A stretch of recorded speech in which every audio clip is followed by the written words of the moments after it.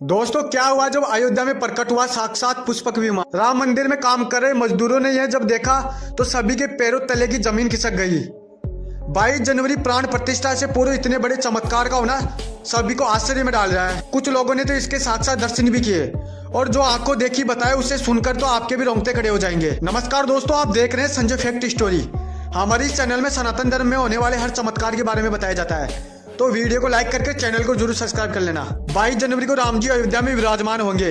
इस शुभ कार्य के लिए पूरे देश में निमंत्रण बांटा जा रहा है। शहर से लेकर गांव तक घर घर पर अक्षत कलश के चावल बांटे जा रहे हैं। रामलला की प्राण प्रतिष्ठा की तैयारियां पूरे जोरों से की जा रही है और तैयारियों में कोई कमी ना रहे इसका विशेष तौर पर ध्यान भी रखा जा रहा है। राम मंदिर बनने का जो लक्ष्य रखा गया था वह लगभग 80% पूरा हो चुका है। राम मंदिर के स्तंभों पर लगातार कारीगरी चालू है जो लगभग पूरी ही होने वाली है। लेकिन 10 जनवरी को एक ऐसा चमत्कार हुआ जिसको देखकर सारे मजदूर हैरान हो गए। 10 जनवरी की रात जब सारे कारीगर अपना काम करके तंबू में सो रहे थे दोस्तों, इस समय वहां पर उनको कुछ हलचल सुनाई दी, उनको कुछ आवाजें सुनाई दी।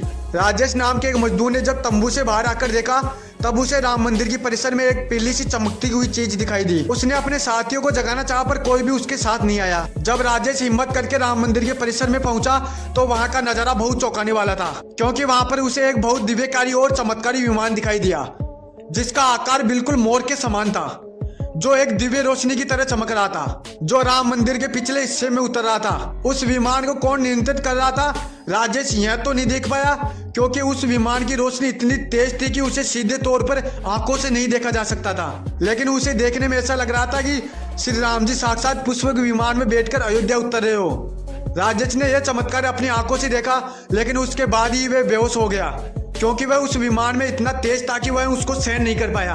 राजेश जब सुबह उठा तो वह वहीं पर ही मौजूद था और उसके साथ के मजदूर राम मंदिर निर्माण के लिए जा रहे थे। उसने सभी को रोककर रात की पूरी सच्चाई बताई, लेकिन सभी मजदूर उसकी बात को सुनकर उसकी हंसी उड़ाने लगे।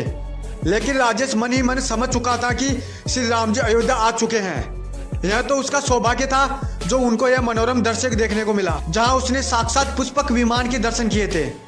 अर्थात राम मंदिर प्राण प्रतिष्ठा से पहले अयोध्या में प्रकट हुआ साक्षात पुष्पक विमान।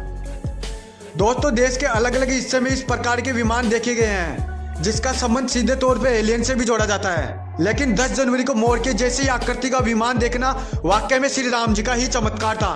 दोस्तों, क्या यह सच में पुष्पक विमान था या फिर राजेश का एक आंखों का धोखा, यह तो कहना हमारे लिए मुश्किल है। पर वाकई में अयोध्या में प्राण प्रतिष्ठा से पहले एक से बढ़कर एक चमत्कार होते जा रहे हैं।